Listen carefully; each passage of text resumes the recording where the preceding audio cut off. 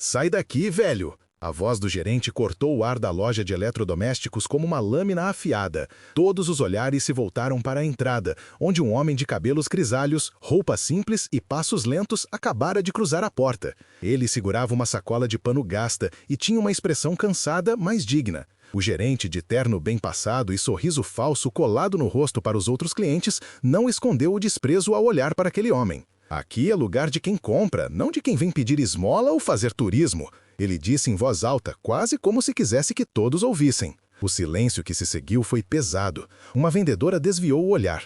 Um casal perto da seção de televisores fingiu que não tinha ouvido nada. E o homem, parado ali, apenas respirou fundo, como se estivesse acostumado com aquilo. Mas o que ninguém naquele lugar sabia, nem o gerente arrogante, nem os vendedores constrangidos, nem os clientes indiferentes, era que aquele pai viúvo carregava uma história que mudaria completamente a forma como todos ali o enxergavam, e que, em poucos minutos, a verdade sobre quem ele realmente era viraria aquele lugar de cabeça para baixo. E você, teria defendido esse pai na frente de todo mundo, ou teria abaixado a cabeça e fingido não ver, como tantos fizeram? Conta pra gente nos comentários. O nome dele era Joaquim, 57 anos, viúvo havia 3, pai de 2 filhos já adultos. Ele entrou na loja porque viu um cartaz na vitrine anunciando uma promoção de geladeiras. A dele em casa estava quebrada havia 2 semanas. Ele vinha adiando a compra, tentando juntar o dinheiro certo, mas naquela manhã decidiu ao menos perguntar sobre as condições de parcelamento. Não esperava ser tratado como lixo logo na entrada.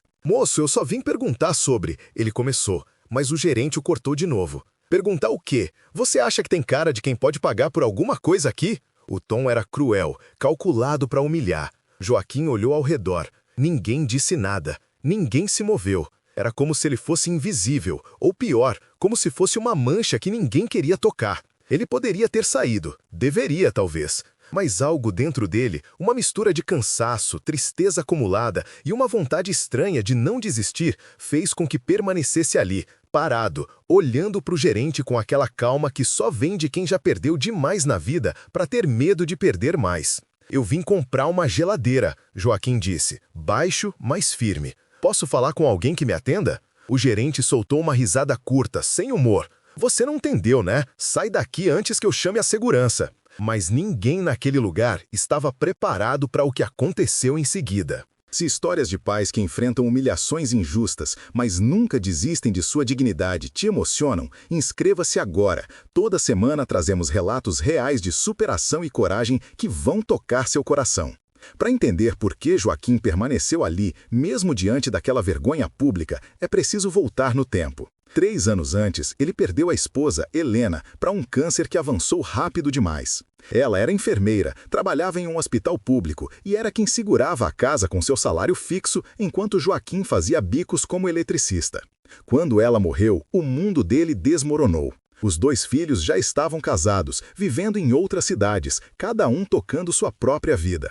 Joaquim ficou sozinho, na casa que compraram juntos, cercado de lembranças e contas que não paravam de chegar. Ele nunca foi homem de reclamar. Acordava cedo, aceitava qualquer trabalho que aparecesse, consertos em residências, instalações elétricas em lojas pequenas, até pintura de paredes quando a situação apertava. O dinheiro mal dava para pagar as despesas. Mas ele nunca pediu ajuda aos filhos. Não queria ser peso. Não queria que eles sentissem que precisavam cuidar dele. Helena sempre dizia, você é teimoso, Joaquim, mas é essa teimosia que faz de você um homem de verdade. E ele levava essas palavras como um manto invisível que o cobria nos dias mais difíceis. Mas a verdade é que a solidão doía. Doía mais que qualquer conta atrasada, mais que qualquer geladeira quebrada. Havia noites em que ele sentava na cozinha vazia, olhando para o lugar onde Helena costumava preparar o café, e se perguntava se valia a pena continuar. Se não seria mais fácil apenas desistir, apenas deixar que o mundo seguisse sem ele. Mas sempre que esse pensamento vinha, ele lembrava do sorriso dela. Do jeito que ela o olhava nos piores dias e dizia, a gente não desiste, Joaquim, nunca! E então ele respirava fundo, limpava as mãos no pano de prato e voltava a viver. E foi exatamente essa lembrança que o segurou naquela loja, diante daquela humilhação. Ele não estava ali apenas para comprar uma geladeira. Estava ali porque tinha prometido a si mesmo que não desistiria, que não se deixaria ser tratado como nada. O gerente já estava fazendo sinal para o segurança quando uma voz feminina cortou o ambiente. Espera! Era uma das vendedoras, jovem, uns 20 e poucos anos, cabelo preso em rabo de cavalo, crachá com o nome Carla pendurado no uniforme. Ela estava perto de uma prateleira organizando produtos, mas ouvira tudo. E algo naquele homem, talvez a dignidade silenciosa no rosto dele, talvez a forma como ele não revidou as ofensas, a fez dar um passo à frente. Ele disse que quer comprar. Por que você não deixa ele falar? O gerente virou-se para ela, o rosto já avermelhado de raiva. Você não se mete nisso, Carla. Isso é decisão minha. Mas a loja não é sua, ela retrucou, a voz trêmula, mas firme. É do senhor Augusto, e eu duvido que ele gostaria de saber que você trata clientes desse jeito. Houve um momento de tensão no ar, como se o próprio silêncio estivesse esperando para ver o que aconteceria. O gerente cerrou os dentes. Você quer perder o emprego, garota? Carla engoliu seco, mas não recuou. Eu só quero fazer meu trabalho, atender quem entra aqui. Joaquim olhou para ela surpreso. Ninguém nunca tinha feito aquilo por ele. Ninguém nunca tinha se colocado entre ele e a humilhação. Algo apertou no peito dele, uma mistura de gratidão e vergonha. Ele não queria que ela perdesse o emprego por causa dele. Moça, não precisa, ele começou, mas Carla o interrompeu com um gesto de mão. Precisa sim. Ela olhou para o gerente. Ou você deixa eu atender ele, ou eu ligo agora pro dono e conto o que aconteceu aqui. E você, arriscaria seu emprego para defender alguém injustiçado ou deixaria passar em silêncio? Escreve aí nos comentários o que você faria. O gerente estava prestes a explodir, mas antes que ele pudesse dizer qualquer coisa, a porta da loja se abriu de novo e um homem de meia-idade, terno impecável e postura autoritária entrou. Era Augusto, o dono. Ele vinha fazer uma visita surpresa, como costumava fazer de tempos em tempos, para verificar como as coisas estavam indo. Qual é o problema aqui? Ele perguntou, olhando ao redor e percebendo a tensão no ar. O gerente mudou de postura imediatamente, tentando recuperar compostura. Nada demais, senhor Augusto, só um mal-entendido. Mas Carla não deixou passar. Ele expulsou esse senhor da loja sem nem perguntar o que ele queria. E ameaçou chamar a segurança. Augusto franziu a testa e olhou para Joaquim, que permanecia ali, parado, segurando sua sacola de pano com uma expressão que mesclava cansaço e algo que parecia resignação. Mas Augusto era homem de olhar atento. Ele não via apenas a roupa simples ou os cabelos grisalhos. Ele via a postura, a dignidade. Senhor, Augusto disse dirigindo-se a Joaquim com respeito. O senhor veio aqui para fazer alguma compra? Joaquim hesitou. Parte dele queria apenas ir embora, esquecer aquilo tudo. Mas a outra parte, a parte que Helena sempre alimentou nele, disse que ele merecia ser tratado com dignidade. Vim perguntar sobre as geladeiras em promoção, ele respondeu, a voz baixa mais clara. A minha quebrou e eu preciso de uma nova. Só queria saber se dava para parcelar. Augusto assentiu e então olhou para o gerente. E por que ele não foi atendido? O gerente abriu a boca, mas não conseguiu formar uma resposta decente. O silêncio dele foi resposta suficiente. Augusto virou-se para Carla. Leve o senhor até a seção de refrigeradores e mostre todas as opções, e ofereça as melhores condições de pagamento que tivermos. Depois, olhou para o gerente. Você, no meu escritório, agora. Enquanto o gerente saía, vermelho de raiva e humilhação, Carla sorriu discretamente para Joaquim e fez um gesto para que ele a seguisse.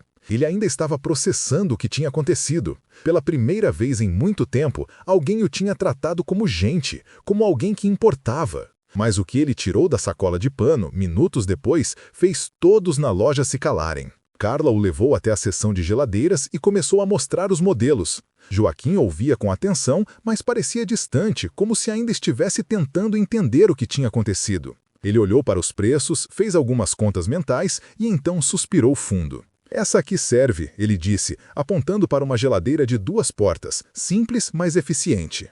Quanto fica parcelado? Carla consultou o sistema. Posso fazer em 10 vezes sem juros. Fica em R$ 240 por mês. Joaquim assentiu devagar. Era apertado, mas dava.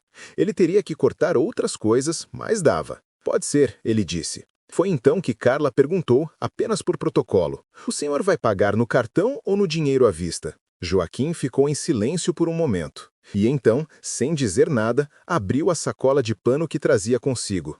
De dentro dela, ele tirou um envelope amarelado, dobrado várias vezes. Carla observou curiosa. Ele abriu o envelope com cuidado, como se aquilo fosse algo sagrado. Dentro havia dinheiro, muitas notas, todas cuidadosamente organizadas e presas com um elástico. Carla arregalou os olhos. Senhor, isso é o que sobrou da indenização, Joaquim disse, a voz carregada de emoção contida. Quando minha esposa morreu, o hospital onde ela trabalhava pagou uma indenização. Não foi muito, mas foi o suficiente para eu pagar as dívidas que ficaram do tratamento dela. Guardei o resto. Nunca toquei. Achei que um dia eu ia precisar para alguma emergência, ou para ajudar meus filhos, se fosse preciso. Ele olhou para a geladeira, depois para o dinheiro na mão dele. Mas hoje percebi que não posso viver o resto da vida só guardando. Ela não ia querer isso. Helena sempre dizia que a gente tinha que viver, não só sobreviver. A voz dele falhou um pouco. Então eu vou usar esse dinheiro. Vou comprar a geladeira à vista e vou voltar a viver. Carla sentiu os olhos arderem. Ela não esperava aquilo. Ninguém esperava. E então Joaquim contou o resto da história. Contou que Helena tinha sido uma das enfermeiras mais dedicadas do hospital, que ela trabalhava turnos duplos para garantir que a casa não faltasse nada, que quando ficou doente, continuou trabalhando até o último dia que conseguiu, porque não queria ser um fardo para ninguém. E que, quando morreu, deixou para ele não apenas o dinheiro da indenização, mas uma carta. Uma carta que ele guardava no mesmo envelope. Ela escreveu que eu não devia desistir, que eu merecia ser feliz de novo, que eu devia olhar para frente, não para trás. Joaquim limpou os olhos rapidamente, envergonhado. Demorei 3 anos para entender o que ela quis dizer. Mas hoje, quando aquele homem me tratou daquele jeito, percebi que eu estava deixando o mundo me dizer que eu não valia nada. E isso eu não posso aceitar. Augusto, que tinha voltado e estava ouvindo tudo de longe, se aproximou. Havia respeito no olhar dele. Mais que isso, havia reconhecimento. Senhor Joaquim, ele disse, estendendo a mão. Quero pedir desculpas pelo que aconteceu aqui hoje. O senhor não merecia ser tratado daquela forma. E, se me permite, gostaria de oferecer um desconto adicional na sua compra, como forma de reparação. Joaquim apertou a mão dele, mas balançou a cabeça. Não precisa, moço. O respeito que o senhor me deu já vale mais que qualquer desconto. Mas Augusto insistiu. Então aceite como presente, um presente de quem reconhece um homem de verdade quando vê. Naquele dia, Joaquim saiu da loja com a geladeira comprada, a entrega agendada para o dia seguinte e algo muito mais valioso. A sensação de que ainda era alguém, de que ainda tinha valor, de que ainda podia erguer a cabeça e caminhar com dignidade. E o gerente? Augusto o demitiu na mesma hora. Não por causa da humilhação apenas, mas porque percebeu que aquele homem não entendia o que significava tratar pessoas com respeito. E isso, para ele, era imperdoável. Carla, por sua vez, recebeu uma promoção. Não porque defendeu Joaquim, mas porque demonstrou algo raro, coragem de fazer o que é certo, mesmo quando custa caro. Mas a história não termina aí. 2 semanas depois, Joaquim voltou à loja. Mas dessa vez, não estava sozinho. Ele trazia consigo os 2 filhos e as noras. Eles tinham viajado para visitá-lo e, quando souberam do que tinha acontecido, fizeram questão de conhecer o lugar e agradecer pessoalmente a Carla e Augusto. Meu pai nunca contou pra gente o quanto estava sofrendo. O filho mais velho disse, a voz embargada. Ele sempre quis ser forte pra gente. Mas agora a gente entende que força não é aguentar sozinho, é aceitar ajuda. E é saber que você merece respeito, não importa o que vista ou quanto tenha no bolso. Augusto ouviu tudo com atenção e então disse algo que ficou gravado na memória de todos ali presentes. Julgar alguém pela aparência é a forma mais rápida de perder a chance de conhecer uma grande alma. Joaquim, ao ouvir aquilo, sorriu, um sorriso pequeno, mas genuíno. Pela primeira vez em muito tempo, ele se sentiu visto, não como um velho cansado, não como um viúvo solitário, mas como um homem, um pai, alguém que importava. Ele não ganhou dinheiro naquele dia, não ganhou fama ou reconhecimento público, mas ganhou algo que ninguém podia tirar dele, a certeza de que sua dignidade valia mais que qualquer julgamento alheio. E enquanto saía daquela loja segurando a mão dos filhos, Joaquim pensou em Helena e soube no fundo do coração que ela estaria orgulhosa. Se essa história tocou você, inscreva-se agora para ouvir mais relatos de coragem, superação e amor todas as semanas. E clique no vídeo da tela agora para assistir o próximo, uma reviravolta tão tensa que você nunca vai esquecer.